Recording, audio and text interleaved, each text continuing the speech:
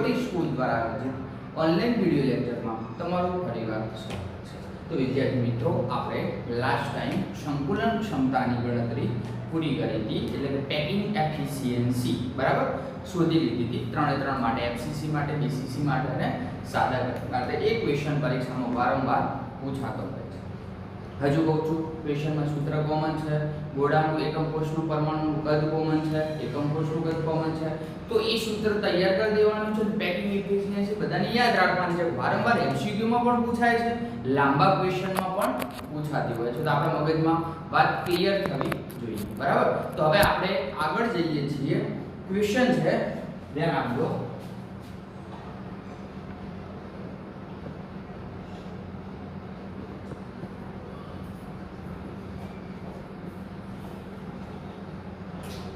ઘન અવસ્થા ચેપ્ટર છે, એમાં આપણે આગળનો ક્વેશ્ચન ભણીએ છીએ કે એકમ કોષની ઘનતા નક્કી કરવાનું સૂત્ર જણાવો। એકમ કોષની ઘનતા નક્કી કરવાનું સૂત્ર જણાવો। તો આ પણ પ્રશ્નમાં જે સૂત્ર છે એ વારંવાર દાખલા સ્વરૂપે પૂછાય છે, તો આપણે સૂત્ર મેળવવાનું છે અને ચર્ચા કરવાની છે, ધ્યાન આપજો બરાબર છે।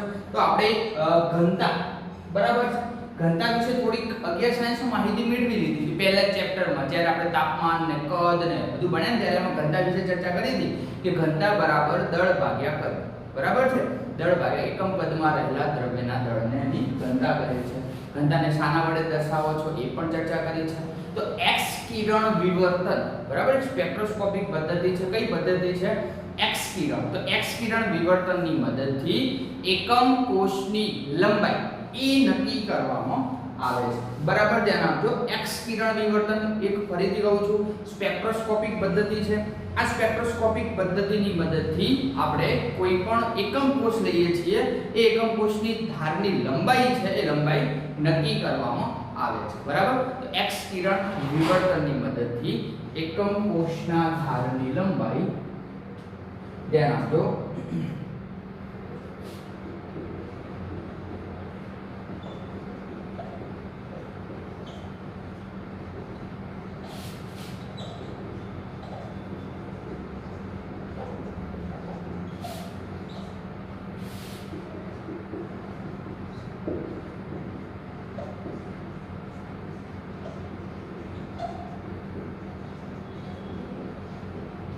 એક્સ કિરણ વિવર્તનની મદદથી એ નક્કી કરવામાં આવે છે। હવે આપણે જ્યારે પેકિંગ એફિશિયન્સી લખી ત્યારે લખ્યું હતું કે એકમ કોષનું કદ, એકમ કોષનું કદ કેટલું લખ્યું હતું? એનો ઘન કેટલો હતો? એનો ઘન। તો આપણે એનું મૂલ્ય મૂકી દીધું ને, જે મૂલ્ય મળતો હતો એને શું કરે તો ઘન કર્યો બરાબર છે। તો હવે આપણે દળ શોધવું છે, સ્મોલ m શોધવો છે। તો એકમ કોષનું દળ બરાબર એકમ કોષમાં રહેલા પરમાણુની સંખ્યા ગુણ્યા એક પરમાણુનું દળ બરાબર, ધ્યાન આપજો। એકમ કોષનું દળ, એકમ કોષનું દળ, સમગ્ર એકમ કોષ છે એનું દળ શોધવું છે, તો એને શાના વડે ગુણાકાર કરવાનો છે? એકમ કોષમાં રહેલા પરમાણુની સંખ્યા, શું? એકમ કોષમાં રહેલા પરમાણુની સંખ્યા ગુણ્યા શાના વડે ગુણવાનું છે? એક એકમ કોષનું પરમાણુય દળ બરાબર છે। એક એકમ કોષનું દળ બરાબર છે। આગળ ચર્ચા કરીએ કે એકમ કોષનું દળ, એકમ કોષનું દળ, એકમ કોષમાં રહેલા પરમાણુની સંખ્યા છે, શાના વડે દર્શાવો છો? z। દાખલા તરીકે સાદા સંબંધમાં આટલી સંખ્યા છે, આપણે યાદ કરો, ચર્ચા કરી દીધી 8 * 1/8, 8 * 1/8 બરાબર છે। તો એ શું દર્શાવતું હતું? z ગુણ્યા આપણે દળને શાના વડે દર્શાવો છો? સ્મોલ m વડે બરાબર છે। આગળ ચર્ચા કરીએ કે એક મોલ પરમાણુની સંખ્યાને આપણે એવોગેડ્રો આમ 6.022 ગુણ્યા 10⁻23 છે એની વ્યાખ્યા આપી હોય તો એક મોલ પરમાણુ અથવા અણુની સંખ્યાને એવોગેડ્રો આંક કહે છે બરાબર છે, ધ્યાન આપજો। એક મોલ પરમાણુ અથવા અણુની સંખ્યાને 1 મોલ પરમાણુ અથવા અણુની સંખ્યાને શું કહે છે? એવોગેડ્રો આંક. શું કહે છે? એવોગેડ્રો આંક કહે, જેને આપણે ટૂંકમાં શાના વડે દર્શાવો છો? એને વડે. એનું મૂલ્ય કેટલું હોય છે? 6.022 ગુણ્યા 10 ની 23 ઘાત. કેટલું મૂલ્ય હોય છે? 6.022 ગુણ્યા 10 ની 23 ઘાત. બરાબર છે. તો હવે આપણે એક પરમાણુનું દળ શોધવું છે. બરાબર, ધ્યાન આપજો. એક પરમાણુનું દળ, એક પરમાણુનું દળ. બરાબર છે. તો અહીંયા આપણે લખ્યું હતું એકમ કોષનું દળ, એકમ કોષમાં રહેલા પરમાણુની સંખ્યા. તો જો એક પરમાણુનું દળ શોધવું હશે, એને શું કહેવાનું છે? ટૂંકમાં સ્મોલ m કહેવાનું. Small m. બરાબર. તો એ કોના જેટલું હશે? તો યાદ રાખવાનું છે આ સૂત્ર કે એનો જે અણુભાર હોય, મોલેક્યુલર વેઇટ, એને એવોગેડ્રો અચળાંક વડે ભાગવાનું છે. શાના વડે? એવોગેડ્રો અચળાંક વડે. આ સૂત્ર થોડું યાદ રાખવાનું છે કે કોઈ એકમ કોષનું આપણે દળ લઈએ તો શાના વડે ભાગવાનું છે? m. m બરાબર શું છે? અણુભાર. એને શું છે? એવોગેડ્રો અચળાંક. શું છે? અચળાંક. થોડુંક ચલો લખી દઈએ તો વધારે ક્લિયર થાય. m બરાબર મોલર દળ, Na બરાબર એવોગેડ્રો અચળાંક. કયો અચળાંક? એવોગેડ્રો અચળાંક. બરાબર છે. તો હવે આપણે ચર્ચા કરીએ કે આવું કઈ સૂત્ર હતું. ઘનતા બરાબર દળ ભાગ્યા કદ. એકમ કદમાં રહેલા દ્રવ્યના દળને એની ઘનતા d કહે છે. બરાબર છે. તો હા, તો મારે એકમ કોષ માટે ગણવું છે. તો એકમ કોષની ઘનતા બરાબર, ધ્યાન આપજો, એકમ કોષની ઘનતા d બરાબર શું છે? દળ. કોનું દળ? એકમ કોષનું દળ. કોનું દળ? એકમ કોષનું દળ ભાગ્યા નીચે શું છે? કદ. કોનું? એકમ કોષનું કદ. કોનું? એકમ કોષનું કદ. બરાબર છે. ચલો આની અંદર આપણે કિંમતો મૂકીએ. બરાબર છે. ચલો ઘનતા d બરાબર એકમ કોષનું દળ. કોનું? એકમ કોષનું દળ. એકમ કોષનું દળ કેટલું છે? z ગુણ્યા m. કેટલું છે? z ગુણ્યા m ભાગ્યા એકમ કોષનું કદ. ક્યાં લખેલું છે આપણે? એકમ કોષનું કદ. કદ મેળવી લીધું, દળ મેળવી. કદ કેટલું છે? aq. ઘણીવાર આ સૂત્રની અંદર મદદથી દાખલા પૂછાય છે. અને એક બીજું સૂત્ર છે કે d બરાબર z ગુણ્યા જે એકમ કોષનું દળ છે, આ એકમ કોષનું દળ એના બરાબર આપણે શું લીધું છે? તો એકમ કોષનું દળ બરાબર મોલેક્યુલર વેઇટ ભાગ્યા એવોગેડ્રો અચળાંક. તો શું થશે? કેપિટલ M ભાગ્યા નીચે શું છે? Na અને હતું શું? aq. આ સૂત્ર વારંવાર દાખલા માટે પૂછાય છે. દાખલાની મદદથી આપણે શોધવાના છે. શું પદો આપેલા છે? d બરાબર શું છે? એકમ કોષની ઘનતા. m બરાબર શું છે? એકમ કોષનું દળ અથવા મોલર દળ. કયું દળ? મોલર દળ. a ક્યુબ શું છે? એનો ઘન શું દર્શાવે છે? એનો ઘન શું દર્શાવે છે? એકમ કોષનું કદ. શું દર્શાવે છે? એકમ કોષનું કદ. Na શું દર્શાવે છે? એવોગેડ્રો અચળાંક. શું દર્શાવે છે? એવોગેડ્રો અચળાંક.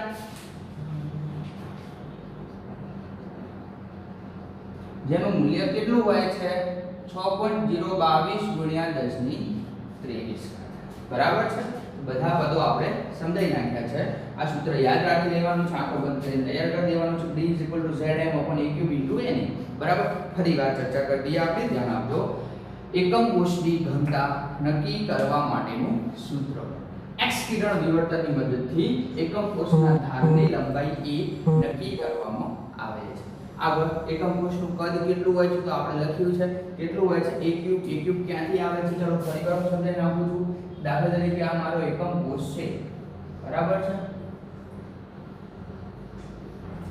ચલો ધ્યાન આપજો કે આ એક એકમ કોષ છે બરાબર આ એક એકમ કોષ છે બરાબર છે તો આ પરમાણુ મારે વિચારવો છે આ જે અહીંયા આ ખૂણો છે ને એ ખૂણા પરનો પરમાણુ વિચારવો છે તો આની લંબાઈ જોવાની કેટલી હશે a આ ખૂણો છે એની સાથે આ પણ જોડે કનેક્ટેડ છે a આ ખૂણો છે એની સાથે આ પણ કનેક્ટેડ છે એ પણ a હશે તો a ત્રણેય એક આયો a એક આ a એક આ બાજુવાળો બરાબર ફરીવાર આ જે ખૂણો છે એ 1 2 3 સાથે કનેક્ટેડ છે નીચે કનેક્ટેડ નથી બરાબર આ ખૂણો કેટલા ખૂણા સાથે ચલો ઉપરનો વિચાર્યું તો ક્લિયર થશે આ ઉપરનો જે ખૂણો છે અહીંયા દાખલા તરીકે કોઈ પરમાણુ ગોઠવાયેલો છે એ પરમાણુ એક બાજુ બે બાજુ ત્રણ બાજુ આનું અંતર a હોય આનું અંતર a હોય આનું અંતર a હોય તો a ગુણ્યા a ગુણ્યા a કેટલું થાય છે a નો કદ કેટલું થાય છે a નો કદ બરાબર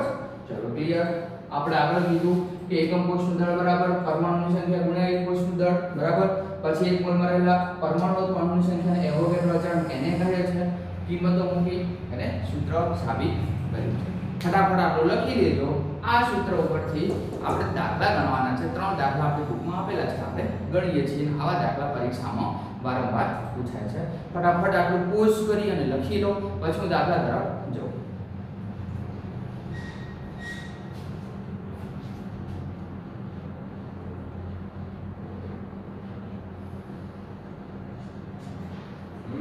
ચલો લખી રહ્યા છો તો વિદ્યાર્થી મિત્રો આપણે હવે દાખલા તરફ જઈએ છીએ ધ્યાન આપજો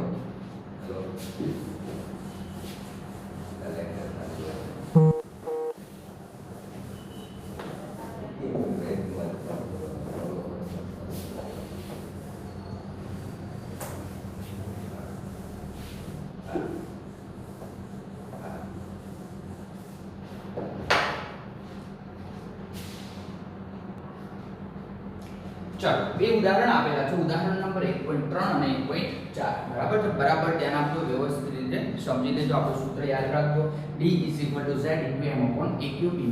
na એવોગેડ્રો અચળાંક એક તત્વની રચના છે BCC છે કઈ છે BCC એનો મતલબ શું થાય કે દરેક પરમાણુની સંખ્યા BCC માં કેટલી હશે બે તો પહેલો મુદ્દો આપણે આંખો બંધ કરીને લખી દઈએ BCC માં પરમાણુની સંખ્યા કેટલી છે 2 છે એટલે આપણે મગજમાં એક વાત ક્લિયર થઈ જશે તેના કોષની ધાર આપેલી છે શું આપેલી છે કોષની ધાર એટલે કદ આપેલું છે કેટલું આપેલું છે કદ E બરાબર કેટલું આપેલું છે 288 પિકોમીટર ચલો આગળ શું આપેલું છે ઘનતા D આપેલી છે બરાબર કેટલી આપેલી છે 7.2 ગ્રામ સેન્ટીમીટર ક્યુબ તો તત્વના 298 ગ્રામમાં કેટલા પરમાણુ હશે શોધવાના કીધા છે પરમાણુ તો આપણે હવે પહેલા એકમ કોષનું કદ શોધી લઈએ પછી એક દાખલા તરીકે ઘનતા આપેલી છે દળ અને કદનું સૂત્ર છે એની અંદર કિંમતો મૂકી જોઈએ અને છેલ્લે પરમાણુની ગણતરી કરવાની છે પણ જે તમારો જવાબ આવે છે તો એક પરમાણુ માટે એટલો આવશે આપણે સંખ્યા કેટલી છે 2 જવાબને કેટલા વડે ગુણીશું 2 વડે બરાબર તો દાખલો ગણીએ છીએ કે એક એકમ કોષનું કદ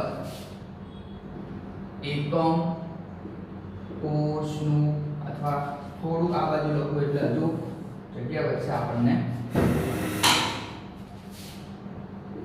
એકમ કોષનું કદ બરાબર શું છે એનો કદ આપણને આપેલું કેટલું છે 288 પિકોમીટર તો આપણે આવું લખી શકીએ 288 ગુણ્યા 10⁻12 એનો ઘન અને આપણે શું લખી શકીએ અહીંયા મીટર પિકોમીટર એટલે 10⁻12 પણ અહીંયા એકમ તમે કયો લાવ્યો છે મીટર ઘનતા તમને કયા એકમમાં આપેલી છે સેન્ટીમીટરમાં કયા એકમમાં સેન્ટીમીટરમાં તો મારે મીટરનું કામ નથી મારે કયા એકમનું કામ છે સેન્ટીમીટરનું તો હું શું કરીશ ધ્યાન આપજો 288 ગુણ્યા 10⁻12 સેન્ટીમીટરમાં કન્વર્ટ કરવું છે તો 10 ની માઈનસ 10 સેન્ટીમીટર અને એનો શું કરવાનો છે ક્યુબ એટલે ઘન કરવાનો છે શું કરવાનું છે ઘન કરવાનું છે તો એ મૂલ્ય આપણને કેટલું મળે છે તો 2.39 ગુણ્યા 10 ની માઈનસ 23 2.39 10 ની માઈનસ 23 પાછળ સેન્ટીમીટરનો ક્યુબ કેટલું મળે છે 2.39 ગુણ્યા 10 ની માઈનસ 23 સેન્ટીમીટર ક્યુબ હવે આપણે એ ચર્ચા કરવાની છે કે અહીંયા આપણને શું આપેલું છે 208 ગ્રામમાં કેટલા પરમાણુ હશે ઘનતા આપેલી છે તો આપણે ઘનતાનું સૂત્ર જાણીએ છીએ શું જાણીએ છીએ તો કે ઘનતા બરાબર દળ ભાગ્યા કદ બરાબર છે તો આપણે હજુ કદ શોધીએ શું શોધીએ કે 208 ગ્રામ પરમાણુનું કદ તો 208 ગ્રામ પરમાણુનું કદ બરાબર આ કદને આ બાજુ લાવીશું શું થશે દળ ભાગ્યા ઘનતા બરાબર સૂત્રની અંદર થોડું ચેન્જ કર્યું છે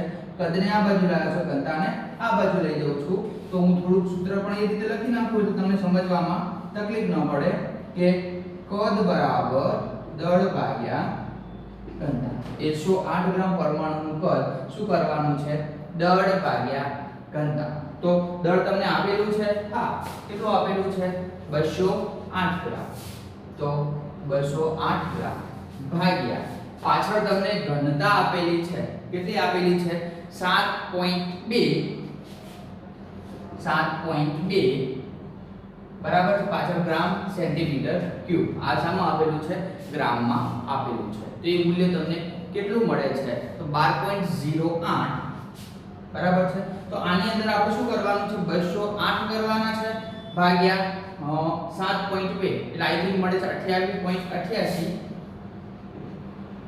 બરાબર છે આનો એકમ છે ગ્રામ આનો એકમ ગ્રામ સેન્ટીમીટર ક્યુબ તો શું થશે ગ્રામ સેન્ટીમીટર ક્યુબ કેન્સલ થઈ જશે તો શું મળશે બરાબર છે તો આ આપણને આટલું મળ્યું છે હવે આપણે શું કરવાનું છે આપણે શોધવાનું કેટલા પરમાણુઓ શોધવાના કીધા છે શાની અંદર એકમ કોષની અંદર તો એકમ કોષમાં રહેલા પરમાણુની સંખ્યા બરાબર ધ્યાન આપજો અહીંયા લખું છું એકમ કોષમાં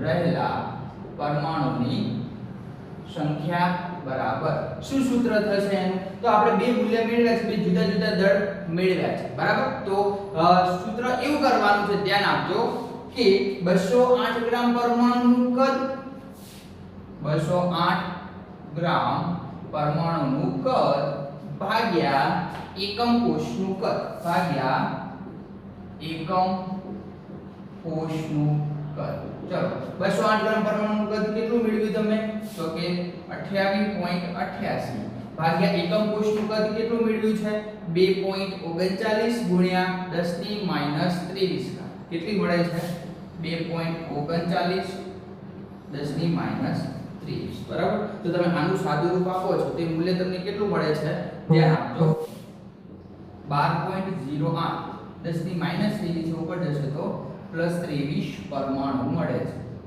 કેટલું મૂલ્ય મળે છે 12.08 ગુણ્યા 10 ની 23 આ તો કેટલા પરમાણુ માટે મળી 1 તો આપણને ખબર છે કે પરમાણુની સંખ્યા કેટલી છે 2 તો લખો હજુ કે BCC હોવાથી પરમાણુની સંખ્યા કેટલી આપેલી છે બરાબર 2 એક પરમાણુ ની આપી તો 2 ની કેટલી તો 2 ગુણ્યા 12.08 ગુણ્યા 10 ની 23 12 દુ 24 ને 16 8 દુ 16 એટલે 24.16 ગુણ્યા 10 ની 23 ઘાત પરમાણુ થાય કેટલી મળે 24.16 ગુણ્યા 10 ની 23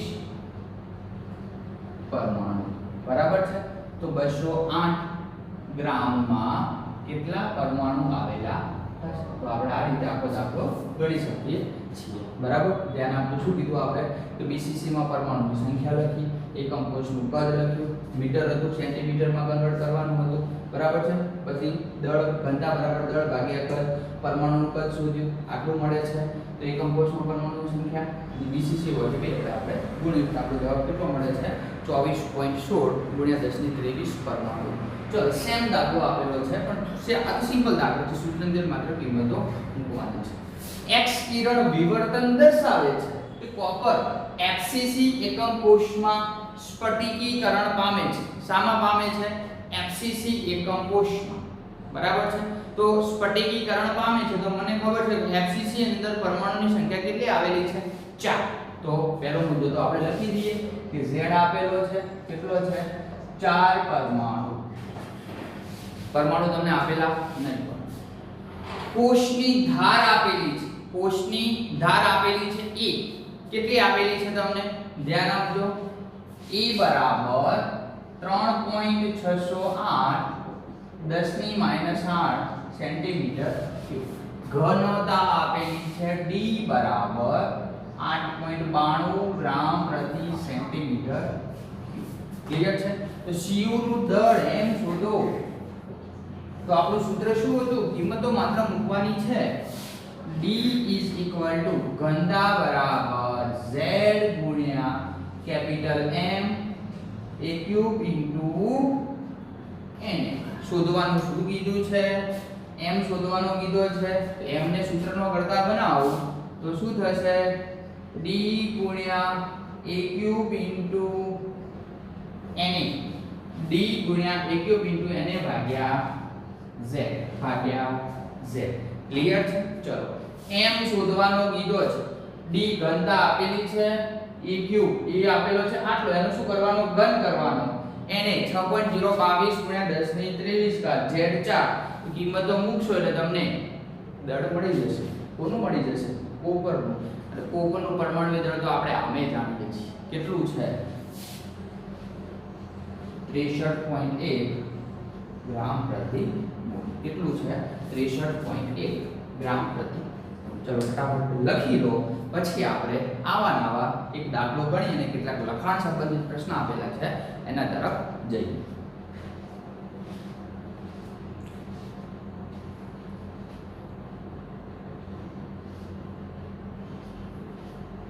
ચાલો તો વિદ્યાર્થી મિત્રો તમે લખી રહ્યા છો. હવે આપણે આગળના દાખલા તરફ જઈએ.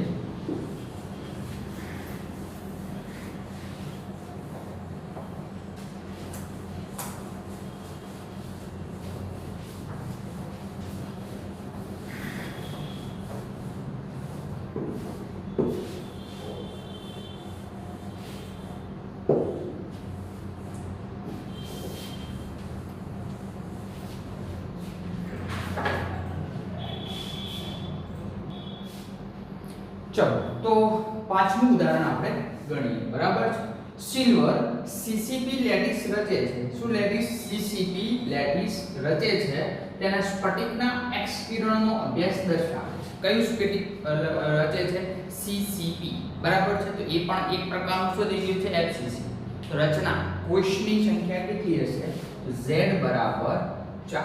CCP को HCP को FCC को CCP એટલે ક્યુબિક सेंटर से. बराबर છે. પછી HCP हेक्सागोनल के, FCC ફલક કેન્દ્રિત કે, એ બધી કોમન નેમ છે, યાદ રાખી લેજો.